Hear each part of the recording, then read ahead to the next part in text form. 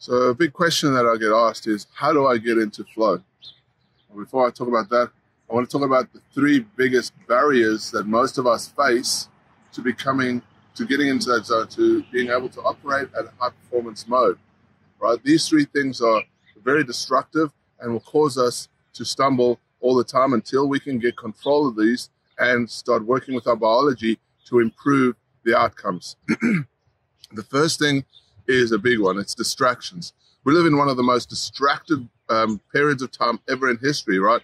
Media, mobile phones, social media, your family, your work commitments, business commitments, all these things, and you're trying to keep fit and healthy in the meantime and all of this stuff. There is so many distractions, so many things pulling us in all these different directions, and our brain is not quite equipped to be able to deal with all these distractions for the most part. So it needs training.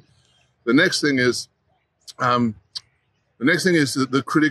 inner critics, right? The voices in your head, those things telling you how and what you should be doing, telling you you're not good enough.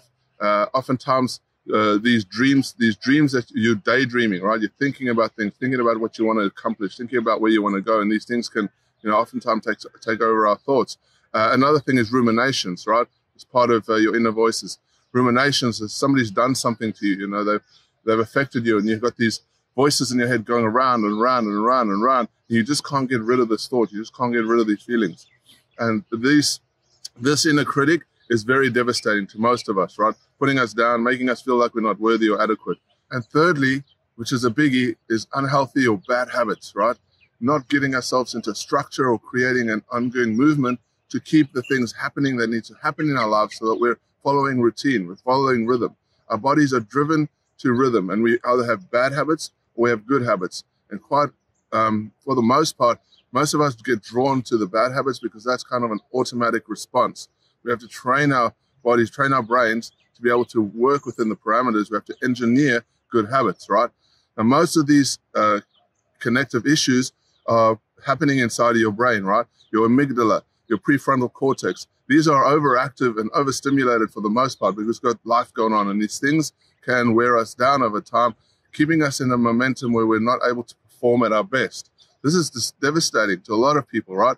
And in order to break free, to get into that next level, you need to learn to be able to control this part of your biology that's causing you pain and conflict. And you can do this the same as you train a muscle, right? You go to gym, you exercise your bicep's going to get stronger. So what you have to do with your brain is the same thing. You have to exercise these pieces so that they can perform better, right? Your amygdala, your prefrontal cortex, these are very hyperactive parts of your biology, and they need to be slowed down. And it takes practice, it takes training to slow these down. But when you can get it right, when you know how to control these mechanics in your biology, and you can raise your good hormones or your good neurochemistry in your body, that's when the magic happens. That's when you can enter flow. That's when you can perform at a much higher pace, and you haven't got these barriers breaking you down on a daily basis. Now, I hope this was very helpful. If you want to know more about this, come catch up with me, PM me, click the button, and come and connect with us. Have a lovely day. Talk to you again soon.